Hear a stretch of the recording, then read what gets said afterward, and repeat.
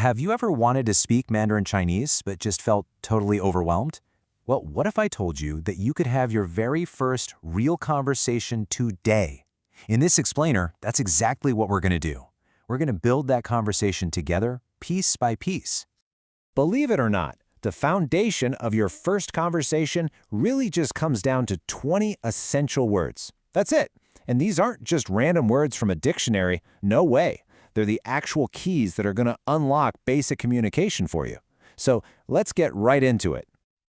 All right, so where do we start? Well, every single conversation, no matter the language, starts with a simple hello. So that's exactly where we'll begin, learning the absolute must-knows for breaking the ice in Mandarin. And here it is. Ni hao. This is probably the most famous Chinese phrase in the entire world, and for a really good reason. Let's try the pronunciation. It's kind of like ni hao. You can think of it as your universal key to opening the door to any conversation. See how that works? You can just attach ni hao to the beginning of a question to politely get someone's attention. In this example, 你会说英语吗 means can you speak English? So the whole thing together is just a really smooth, polite way to ask for help. It's the perfect opener. Now, just as important as knowing how to start a conversation is knowing how to end it gracefully, right? For that, we have 再见. That's pronounced kind of like 再见. This is your standard, go-to, polite way to say goodbye. And you can see how 再见 works pretty much just like goodbye does in English. You can say it right at the start of your farewell, and then, add whatever final thoughts you have. So just with these two phrases, you can now start and end a basic interaction. Pretty cool. Okay, so you've said hello. What's next? You connect. This section is all about the fundamentals of introducing yourself and talking about others. This verb, jiao, pronounced jiao, is your absolute best friend for talking about names. Now here's a really cool little insight. It literally means to be called. That's a slightly different way of thinking about it than my name is, sure, but it's the most natural, common way to introduce yourself. And here's how you use it in that classic back and forth.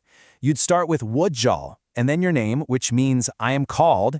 Then you can ask 你叫什么名字, which basically means what are you called? See? This simple exchange is the bedrock of getting to know someone. Next up, we have a word you are going to use all the time, 朋友. It's pronounced 朋友, and it means friend.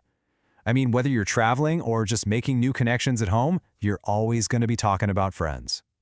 Now, let's put that into context. While this full sentence here is a little more advanced, the core part, 我们是朋友, just means we are friends. And that right there shows you how to describe a relationship, taking you one huge step beyond just a simple introduction.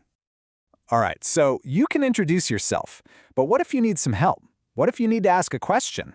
Well, this next section is all about doing that politely. Seriously, think about it for a second. In English, we'd say something like, excuse me, before we ask a stranger for directions. So what's the go-to phrase in Mandarin? And the answer is 请问. It's pronounced 请问. And this phrase is just so useful. What's really interesting is that it literally translates to please ask. Isn't that great? It's the perfect, most polite way to signal that you have a question coming. Here is a perfect real-world example. You start with 请问, and then you just ask your question, like, where is the restroom? It's a simple little formula that instantly makes you sound more fluent and, more polite. Next up are some of the most important words in any language, the courtesy pairs.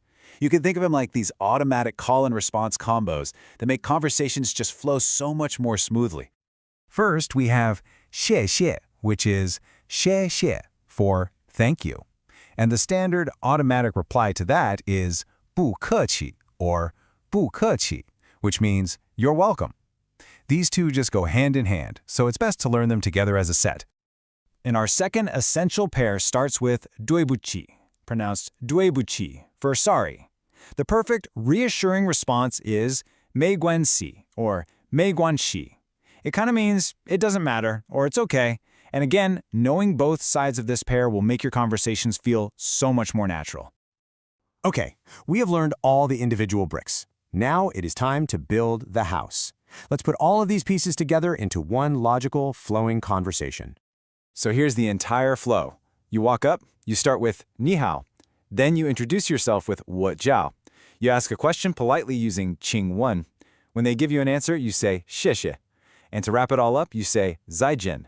Just like that, you have a complete, logical dialogue. And that is the real takeaway here. With just this handful of words, you're not just memorizing vocabulary. You are actually communicating. You now have a genuine framework for your very first conversation. So I'll leave you with this to think about. Now that you have this toolkit, what's the very first thing you would actually try to say to someone in the real world? Your journey into Mandarin has officially begun.